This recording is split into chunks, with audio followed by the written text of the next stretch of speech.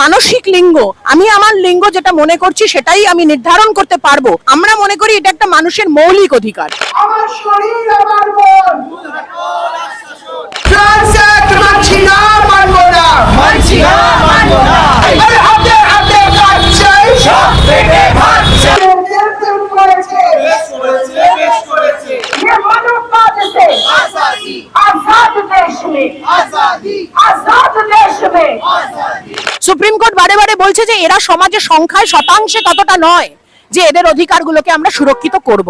এই সমস্ত প্রাইড মার্চে কিন্তু এই অধিকারের লড়াইয়ের সাথে সাথে এই দৃশ্যমানতা বাড়ানোর জন্য যে নালসা জাজমেন্ট, যে সেলফ আইডেন্টিফিকেশনের অধিকার তাদের দিয়েছিল, সেটাকে বিলুপ্ত করে এই সরকার একটা মেডিকেল বোর্ডের সামনে তাদেরকে অ্যাপিয়ার হতে বলছে যে আমার মানসিক লিঙ্গটা আমি ঠিক করব, নাকি সমাজ আমাকে যে জেন্ডার রোলটা দেবে আমাকে সেটা প্লে করতে হবে। এই সম্প্রদায়ের জীবনযাপন, এই সম্প্রদায়ের যে লড়াই, প্রতিদিনের যে দৈনন্দিন লড়াই, সেটা সাধারণ মানুষের কাছে অনেক ক্ষেত্রে অজানা থেকে যায়। এবং সাধারণ মানুষের যে স্বাভাবিক বেঁচে থাকার অধিকার, যে মানবাধিকার, সেটা যে এই সম্প্রদায়ের মানুষের জন্য একই, আলাদা কিছু নয়। এই আলাদা যে নয়, এই মূল স্রোতে, সমাজের মূল স্রোতে এদেরকে ফেরানোর জন্যই এই প্রাইড মার্চ।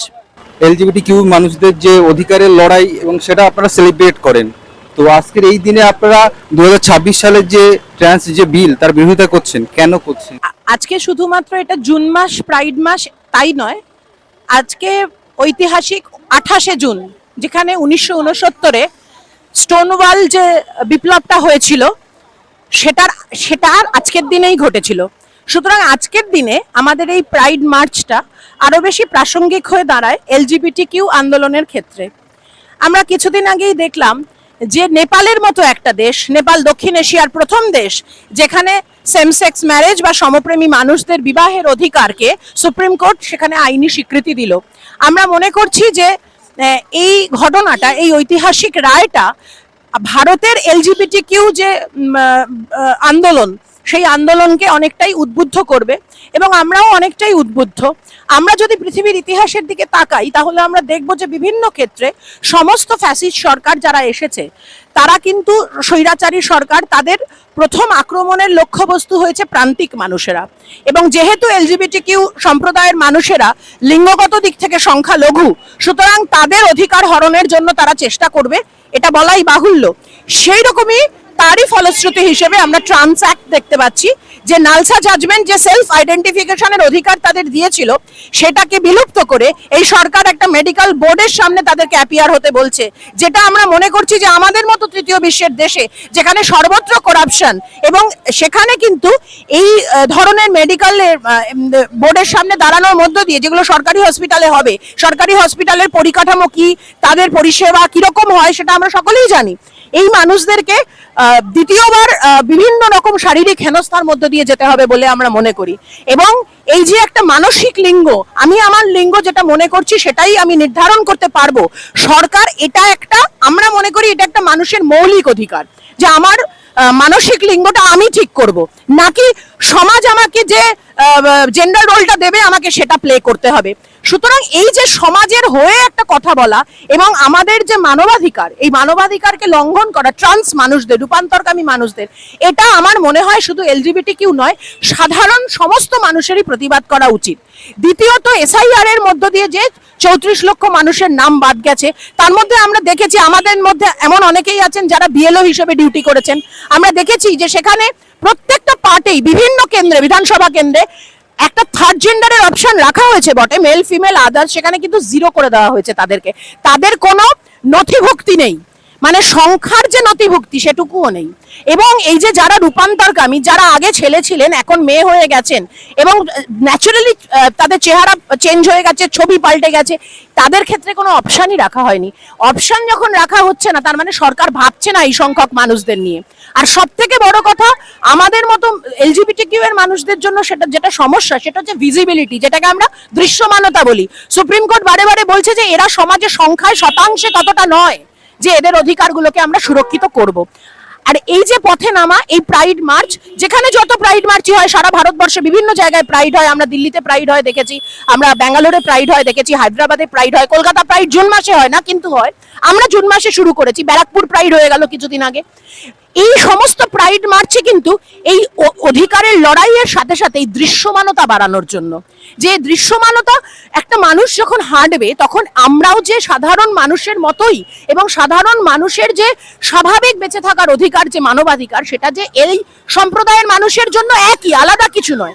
এই আলাদা যে নয়, এই মূল স্রোতে, সমাজের মূল স্রোতে এদেরকে ফেরানোর জন্যই এই প্রাইড মার্চ। অবশ্যই এসেছে, কিছু সংখ্যক মানুষের মধ্যে তো এসছে, কিন্তু এটাও ঠিক যে যে ধরনের সরকারের শাসন ব্যবস্থার অভিমুখ যেরকম হবে, সাধারণ মানুষের সরকার তার বিভিন্ন নীতির মধ্য দিয়ে, তার পলিসি, তার বিলগুলির মধ্য দিয়ে জনমতকেও তো প্রভাবিত করে। একটা সরকার যখন ট্রান্স বিল নিয়েছে, এই সাধারণত যেটা হয় যে এই বিলের ফলে ক্ষতিগ্রস্ত যে শতাংশটা, তারাই এতে বিচলিত হয়। সাধারণ মানুষ জানেই না যে ট্রান্স একটা কি আসলে, কারণ এই সম্প্রদায়ের জীবনযাপন, এই সম্প্রদায়ের যে লড়াই, প্রতিদিনের যে দৈনন্দিন লড়াই, সেটা সাধারণ মানুষের কাছে অনেক ক্ষেত্রে অজানা থেকে যায়। এদের এই যে বিরূপতা বা সমাজের এই যে, সমাজ তো মানুষই তৈরি করে, সমাজ তো আর আলাদা কোনো সত্তা নয়, এই যে একটা প্রত্যাখ্যানের ভাষা, এই প্রত্যাখ্যানের ভাষাটা কিন্তু কিছুটা অজ্ঞানতা থেকেও আসে বলে আমরা মনে করি। সুতরাং এই যে জানানোটা, এই যে দৃশ্যমানতাটা, এইটা আমাদের দায়বদ্ধতা বলে আমরা মনে করি, যার জন্য আমাদের এই রাস্তায় নামা। গ্রামীণ মানুষের মধ্যেও কিন্তু দেখুন, প্রাকৃতিক যে প্রবণতা, সেই প্রবণতাটা তো গ্রাম শহর দেখে হয় না। আমরা কিছুদিন আগেই রাত দখল নারী ট্রান্সকুয়ার ঐক্যমঞ্চের পক্ষ থেকে সুন্দরবনের যে সমপ্রেমী যুগল, যে মেয়েটি রিয়া এবং রাখি, তাদেরকে আমরা সম্বর্ধনা দিয়েছিলাম। তারা কিন্তু সুন্দরবনের একটি প্রত্যন্ত গ্রামে থাকে, সুতরাং তারা কিন্তু খুব সাহসের সঙ্গে জীবনের এই সিদ্ধান্ত নিয়েছে, বাড়ির লোকের সঙ্গে লড়াই করে। হ্যাঁ, কিছু মানুষ ছিলেন, কিছু একজন সাংবাদিকও ছিলেন যারা সাহায্য করেছিলেন, কিন্তু তারা অগ্রসর হয়েছে, সিদ্ধান্তটা তো তাদের। সুতরাং আমাদের মধ্যে কিন্তু এমন অনেকে আছে যারা খুবই মফস্বল থেকে উঠে এসেছে। হ্যাঁ, আমরা সেই সমস্ত মানুষকেই কিন্তু নিজেদের সঙ্গে জোড়ার চেষ্টা করি, যারা বিভিন্ন পেশা থেকে এসেছেন, বিভিন্ন আর্থসামাজিক অবস্থান থেকে এসেছেন, জেলা থেকে, শহর থেকে, মফস্বল থেকে, বিভিন্ন জায়গা থেকে এসেছেন। এবং আমাদের পুরো প্রোগ্রামটার যে মোডটা থাকে, পুরো প্রোগ্রামের যে আমাদের এই প্রাইড মার্চ এবং প্রাইড সবার যে গতিমুখটা থাকে, এটা যদি আপনি লক্ষ্য করেন তাহলে দেখবেন এই যে একটা সোকল্ড আরবানাইজড ব্যাপার, এটাকে আমরা কোট অ্যান্ড কোট বলে থাকি, এবং এই যে কর্পোরেট ফান্ডিং এ এরা চলে, এই যে একটা ধারণা যে এটা একটা শহুরে ব্যাপার, এইটা যাতে মানুষের মন থেকে দূর হয়, এটাও আমাদের কাছে একটা চ্যালেঞ্জ। এবং এই জন্যই কিন্তু আমরা সাধারণ মানুষের যে, মেহনতি মানুষের, খেটে খাওয়া মানুষের যে রুটি রুজির লড়াই, দেখুন ট্রান্স কুয়ার মানুষ কিন্তু দলিত হতে পারে, ট্রান্স কুয়ার মানুষ পরিযায়ী শ্রমিক হতে পারে, ট্রান্স কুয়ার মানুষ সংগঠিত অসংগঠিত ক্ষেত্রে শ্রমিক হতে পারে, তিনি শিক্ষক হতে পারেন, ডাক্তার হতে পারেন, উকিল হতে পারেন, ইঞ্জিনিয়ার হতে পারেন, সমাজের বিভিন্ন অংশ থেকে আসেন। সুতরাং প্রত্যেকেরই দাবি দেওয়া আমাদের এই লড়াইয়ের মধ্যে যাতে আমরা অন্তর্ভুক্ত করতে পারি, সেই দিকেই আমরা দৃষ্টি দিই, এবং একটাই সামগ্রিক দৃষ্টিভঙ্গি থেকেই আমাদের এই প্রাইড মার্চ এবং প্রাইড সভাটা করা। আমার নাম চিরশ্রী মুখার্জি।